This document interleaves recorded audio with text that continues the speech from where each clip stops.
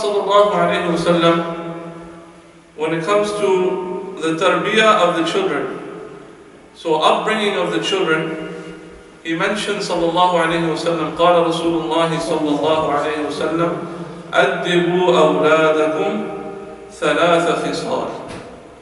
The Prophet sallallahu alayhi wa sallam said, bring up your children, give them adab, teach them, train them with three things.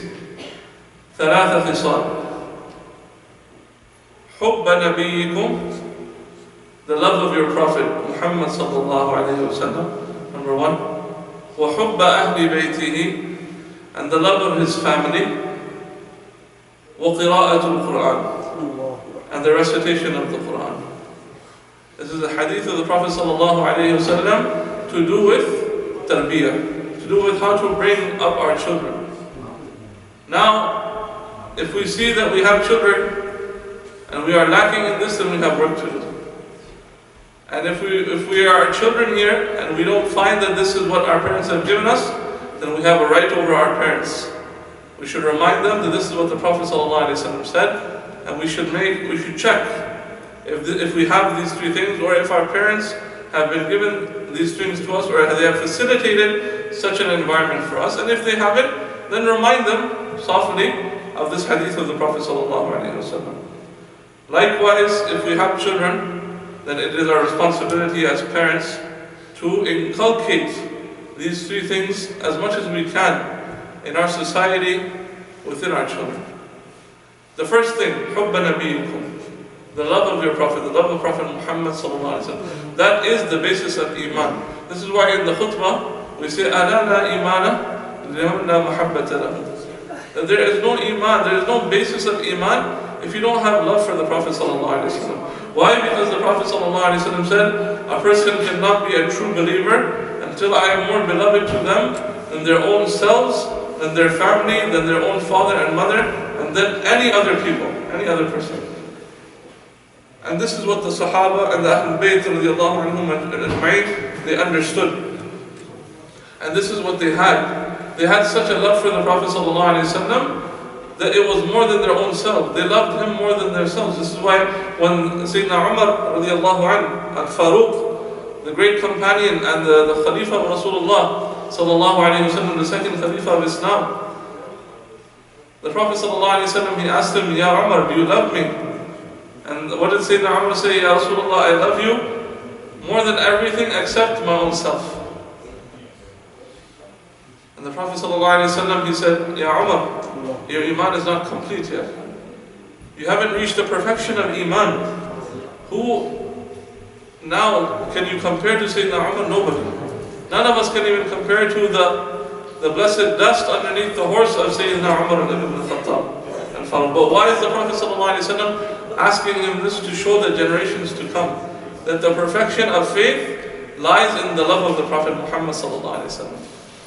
And such a love that you love him more than yourself. النَّبِيُّ أَوْلَى بِالْمُؤْمِنِينَ مِنْ أَنفُسِهِمْ. As in Surah Al-Ahzab, Allah subhanahu wa ta'ala says, the Prophet النَّبِيُّ أَوْلَى بِالْمُؤْمِنِينَ. He is more closer to the believers, بِالْمُؤْمِنِينَ مِنْ أَنفُسِهِمْ, than their own selves.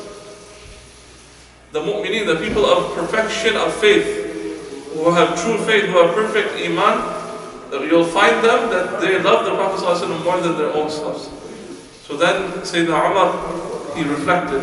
When the Prophet ﷺ said, it's not complete. And in another narration, the Prophet ﷺ took his blessed hand, his palm, sharif, and he struck on the breast of Sayyidina Umar.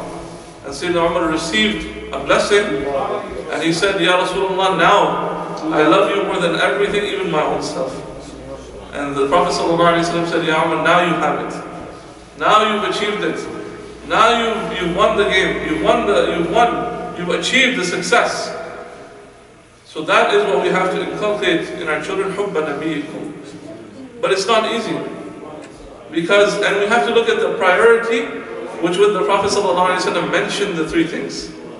If the Prophet ﷺ is mentioning something first, that is more important than the second. And the second is more important than the third. All of them are important, but why did the Prophet ﷺ say, حُبَّ نَبِيِّكُمْ first? The Prophet ﷺ did not say, first teach your children the recitation of the Quran. The problem that we have in society today, or the issue that we have, is we're giving priority to the qira'at al-Quran before the love of the Prophet ﷺ. Yeah? Do you agree with me? It's an actual phenomenon because it's easy to recite the Quran. You can even teach a person who is not Muslim, and if he learns the rules, he can learn how to read Arabic and recite the Quran. So what we do is alhamdulillah, we put our children in madrasa, we teach them qaida ourselves. If we cannot teach them, we give them and bring them to the madrasa, to the masajid, to the ustad, to the qari, to the shaykh. Ya shaykh, this is my child, teach them Quran. This is far easier than loving the Prophet ﷺ, because the love for the Prophet ﷺ is a matter of the heart. It's an affair of the heart. And it's not easy. You cannot just say love the Prophet. No. You can't just say love the Prophet and it just comes like that.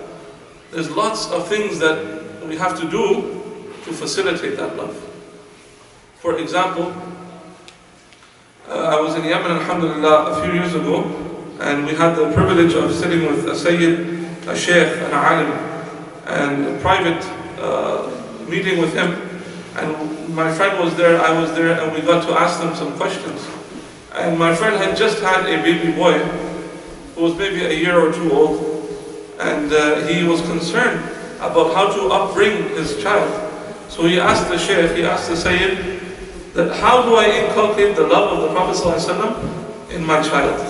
Good question, because it's according to what the Prophet ﷺ has taught us, right? The three things. The first thing, حُبَّ نَبِيِّكُمْ. So the Shaykh, he said something very simple, but something very profound at the same time. He said that if you want to inculcate the love of the Prophet ﷺ in your children, you be a lover yourself. You be a lover yourself. You love the Prophet ﷺ yourself. That is actions are louder than words. If your child sees you and you're mentioning Rasulullah ﷺ often, because the kathratul dhikr, alamatul hubb. The more you mention someone, that is a sign of your love for that person. If you want to see a sign that a person truly loves Rasulullah sallallahu alaihi wasallam, they will mention Rasulullah sallallahu alaihi wasallam a lot.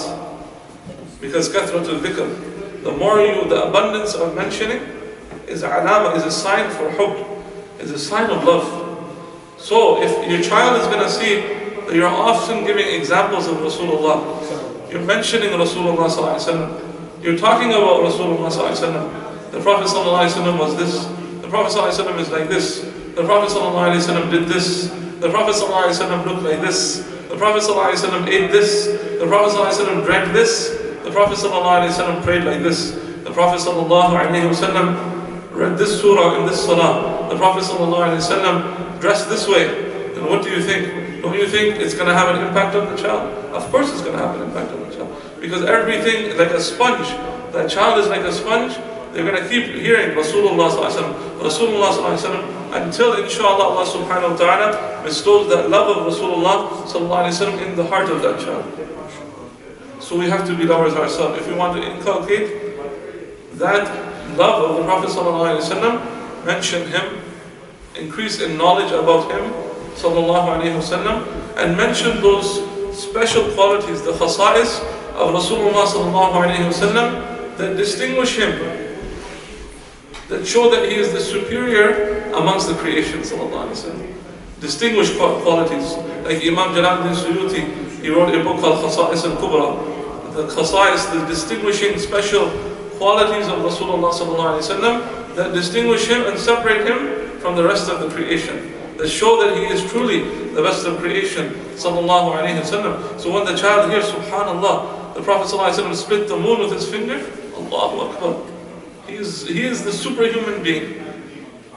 So the child will start to love Rasulullah, and he won't start to love Superman that he sees on TV, or he or she sees on TV. Teach the child about the khasa'is of the Prophet ﷺ, that the Prophet ﷺ could see in the dark just like he could see in the day. The Prophet ﷺ had no shadow. The Prophet ﷺ, he could hear the talking of the stones. The stones made tasbih in his hands. The trees, they uprooted themselves and they would come to the Prophet ﷺ in sajda and they would greet the Prophet ﷺ. Miracles of Rasulullah teach them about that. So then they start to love the Prophet ﷺ. And these are real things. Because if we don't teach our children the real things, and if we don't as children start to love the Prophet ﷺ, there's lots of filth out there that will attract the children. There's lots of filth, there's lots of alternatives, and they're not real. That's the worst thing about it. Why is it that our children can name superheroes that they see on TV, and they can say this character has this power. Batman, Spider-Man, Superman. They're watching these movies, they can do this, they have this ability. But when it comes to the Prophet Muhammad ﷺ, we cannot mention his abilities. There's a problem. Why is it, okay, when you get older, maybe you get out of the superhero period. Now you come to the sports era. Right? Sports now, cricket, basketball, hockey, whatever, soccer. Now you come to that era. Now you can mention all your favorite people on the teams. Some guys can mention the whole team. They can, the first name, last name. When it comes to the Prophet Muhammad ﷺ, can you mention the names of Rasulullah ﷺ? Only Muhammad ﷺ. What about other names? Names of his family? Names of his companions? How many can you mention? Generally speaking, there's a lack. There's a lack. Generally speaking, we have lots of work to do. So we have to inculcate, as the Prophet ﷺ said, "Addibu." I'm mentioning this hadith again because some people are still coming. We're talking about the hadith of Rasulullah ﷺ where he said, "Addibu awladakum thalatha khisal, hubba nabiyikum wa hubba ahli baytihi wa qira'atul Quran." So the Prophet ﷺ mentioned the love of the Prophet ﷺ as the first thing. So we have to inculcate that first. If we just start with qira'atul Quran, it won't have much of an impact.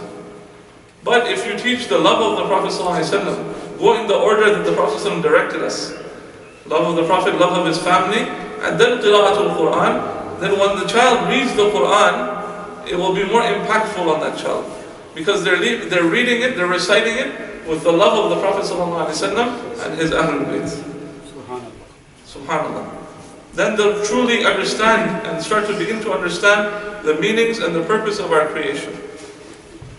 The second thing, love of the Ahlul Bayt of the Prophet ﷺ. Muhubba ahli baytihi. We have to teach, as with the love of the Prophet ﷺ, teach our children and bring them up in a way that they love the family of the Prophet ﷺ. Teach them who is Sayyidatuna Fatima Al-Zahra, who is Sayyidina Imam Ali, radiallahu anhu, Imam Al-Hasan Al-Husayn, radiallahu anhuma. Their sacrifices, the family of Rasulullah, the wives of Rasulullah sallallahu alayhi wa sallam, Sayyidatuna Khadija, Sayyidatuna Aisha radiallahu anhuma, and his other wives. Teach them about them. وحب أهل بيته. So حب نبيكم وحب أهل بيته وقراءة القرآن. Then the recitation of the Quran. Now they're ready to learn the Quran because they have the love of Allah. The Prophet ﷺ is Ahlul Bayt, the companions in their hearts. Now they're ready to explore the Quran, to learn the recitation of the Quran. And when they read and recite the Quran, now they'll start to extract the meanings. Allah subhanahu wa ta'ala will open for them meanings of the Quran, inshaAllah, and understanding of the Quran and the true direction of the Quran. But it comes by going according to the steps that the Prophet ﷺ taught us. And if we cannot facilitate in our own homes, then we have a responsibility as parents to bring our children to those people who have these qualities and who can give this tarbiyah. If we cannot give this tarbiyah ourselves, first of all we have to try ourselves to make our homes places in which these three things are prevalent. The love of the Prophet ﷺ, the love of his Ahlul Bayt, and the qira'atul Quran. And it starts with us. If our children see us doing it, it will rub off on them. We won't have to even tell them, do this. They'll see us doing it and they'll say, my mom and dad are doing it, why shouldn't I do it? I should do it myself. So inshallah, may Allah subhanahu wa ta'ala give us tawfiq. May Allah subhanahu wa ta'ala give us the love of the Prophet ﷺ and his Ahlul Bayt and the recitation of the Quran. Give us tawfiq so that our children can also inculcate these values and we can inculcate and bring up our children this way, Ya Rabbil Alameen. Rahmatika Ya Arhamar Rahimin, Ya Akram al-Akramin. Allah subhanahu wa ta'ala fulfill all our noble intentions, Ya Rabb. May Allah subhanahu wa ta'ala raise the darajat of those who have passed away. May Allah subhanahu wa ta'ala give shifa and afiyah to those who are sick and suffering in any way or form. May Allah subhanahu wa ta'ala remove the trials and tribulations from the Ummah Muhammadiyya sallallahu alayhi wa sallam. برحمتك يا أرحم الراحمين ويا أكرم الأكرمين وصلى الله على سيدنا محمد وعلى آله وصحبه وسلم. الحمد لله.